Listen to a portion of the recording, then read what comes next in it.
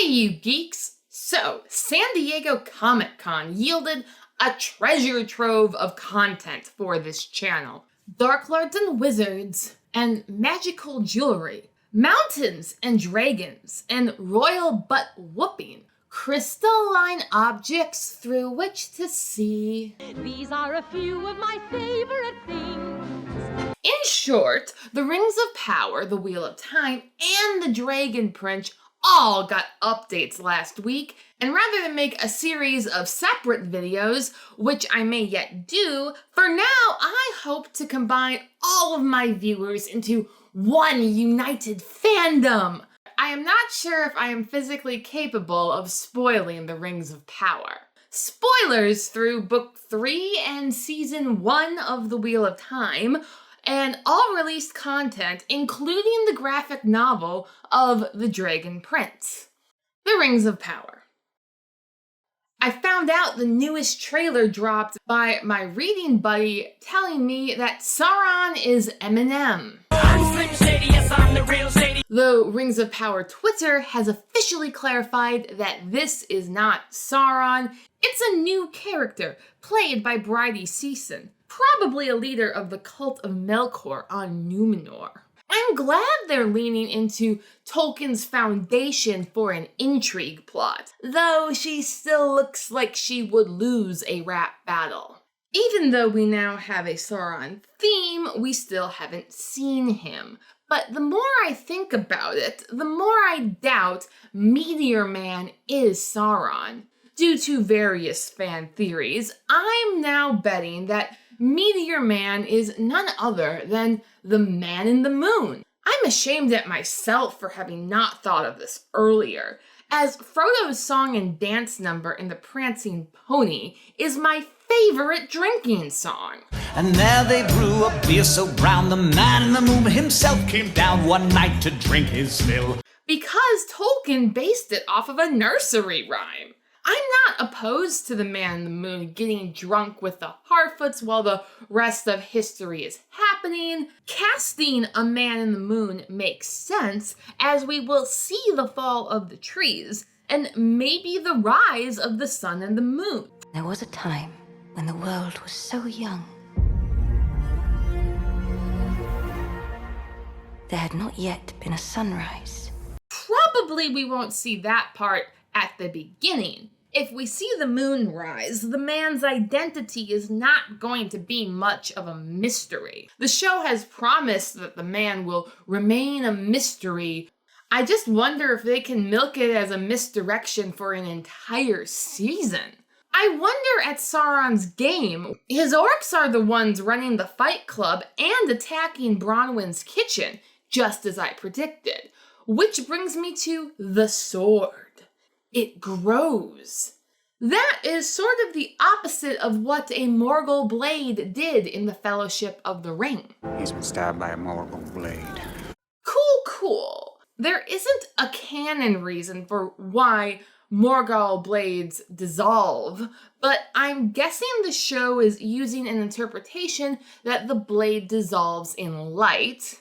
Even as he held it in the growing light, they gazed in astonishment. For the blade seemed to melt and vanish like smoke in the air, leaving only the hilt in Strider's hand. Therefore, it is logical that the blade would grow in darkness, which pairs nicely with Bronwyn's lines from the trailer. Find the light, and the shadow will not find you. Considering Theodore has a spooky scar on his arm, I think he's going to injure himself with the blade and need elvish medicine, lest he become... Well, can you become a ring wraith before there are rings? There's nothing to say that Morgul blades are dependent on rings. Correlation is not causation. With little Theo in dire straits, I'm guessing that Arondir will take them to the elves at Lindon, where they get attacked by orcs. But the question remains, who is commanding the orcs? Is it the Balrog? I think the show can write its way out of this corner, and I want it to. But it's still a corner. It's not just Galadriel who is on guard about the fate of the world, The Harfoots know it, even the dwarves know it. Tempting shadow to bury us all beneath the mountain. It follows that the dwarves before the rings would be more cautious, and I can see Prince Durin's youth and exuberance and his thighs. Wow. Those thighs are going to get carried away. Even Numenor knows something bad is going to happen. It is here, Galadriel. The moment we feared. You will note that this trailer passes the Bechdel test. Galadriel is once again starring in this trailer, and we got more cool shots of her sailing west, First Age battles, her at the funeral of her brother, all around Biennis. None of these scenes really change my opinions on her character. So now that we've considered the Second Age, let's move to another age, called the Third Age by some. The Wheel of Time.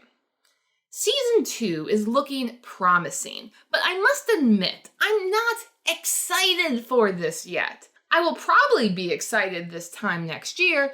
Until then, I can say it has promise. In adaptation bingo, we are certainly seeing more iconic scenes direct from books 2 and 3. The Fade strung up, fencing in the Tower Yard, Egwene as a novice, White Cloaks fighting, the Shan-Chan, and we've been told smuggler Captain Bail Doman will be making an appearance. Also that Egwene and Rena will have some quality time together. A year ago, Wheel of Time Season 1 only promised us Winter Night and Shadar Logoth, as well as the Waygate scene, but that was apparent that it was more of an homage than an adaptation, which went along with how they treated Four Kings, the Eye of the World, and Tarwin's Gap in the end. That the Wheel of Time's panel at Comic-Con was focused on the shorts, and we are promised to get 2 new shorts this summer. It seems the show is aware that fans were generally more excited about the shorts than they were about the show of Season 1. Amazon also seems aware that the shorts were more direct adaptations of the book's lore. So it's encouraging that they seem to be using those 2 facts to make Season 2 better, with even one of the short writers being promoted to an episode writer. I'm also glad to see that under the new costume director, characters are wearing costumes, not fashion. I still say that the White Cloaks and Tinkers had the best costumes of last season, yet these new off-white cloaks with actual cloaks and a sunburst on the breast feel more authentic to the book's world. Also, look at Matt's shirt in the sparring scene. To be book accurate, the princes should not be wearing shirts, but it appears only Daniel Henney has the half-clothed character role in his contract. Back to the shirt. Unlike Matt's Season 1 robe or Tam's button fiasco, why would a simple sheep herder even own a shirt like that? What do you need all these buttons for? My dear, all the Boston girls are wearing them. Just a shirt is a costume a farm boy like Matt would wear. This straightforward approach to costuming excites me. However, the show is still doing its own thing as it meanders towards Season 3's adaptation of Book 4. And Amazon must think that Season 3 is at least worth seeing since it's been confirmed. Yay! I don't necessarily mind the show taking artistic liberties here and there with the source material, provided they can pay them off. Season 1 didn't pay it off, but it had a very, very good excuse.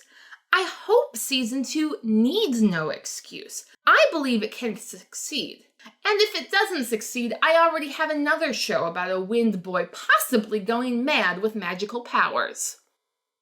The Dragon Prince.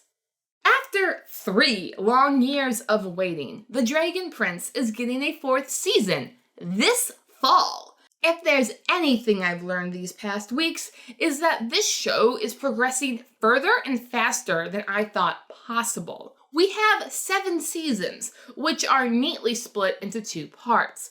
The first 3 seasons were ye standard yeet quest, returning Zim to his mother, with hints that human mage Callum and elf mage Erebos' paths would one day collide.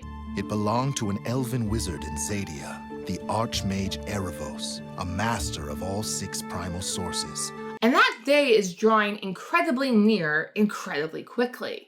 It's been 2 years in Zadia since last season. It's been 2 years, Dad. Calum has already found the mirror portal to Erebos' prison in a short story released online called Inheritance. And Callum's relationship with Rayla has been put on hold indefinitely since she ran off in the graphic novel Through the Moon. Yes, despite having 2 years to resolve that plot, she's still doing it. So, in order to follow the main plot of the series released in video, you'd have to buy this extra book. It's extortion, that's what it is. Without her, it looks like Callum is slowly losing his mind, starting down the path that Viren began back in season 1, a path that led to Erebos and his eventual fall. Since Callum can fly higher than Viren, and we know that Erebos is gunning for him next, I'm very concerned about Callum's mental well-being, especially if Erebos starts whispering sweet madness into his ear. Speak. Callum's quest may not be to officially master all 6 magics himself, but to unite these forces in some other way against Erebos. Thus far, Zim and Callum have brought sky magic, Rayla the moon, and Janae is now queen of the Sunfire Elves. In Book 4, Earth, we are meeting Terry, proof that Earthblood elves actually do say, Trees to meet ye. Only a few problems with Terry joining Callum's merry band, primarily because he is dating Callum's crazy ex-girlfriend. I want you to meet my new boyfriend. Unlike other elves who snub humans for dark magic use, Terry seems oddly cool with it. She brought you back from the dead. Wow, right? So how exactly can this adorable cinnamon roll like Terry be super chill with necromancy? And I figure he's going to take issue with Rayla barging in this season to try and kill Claudia's dad.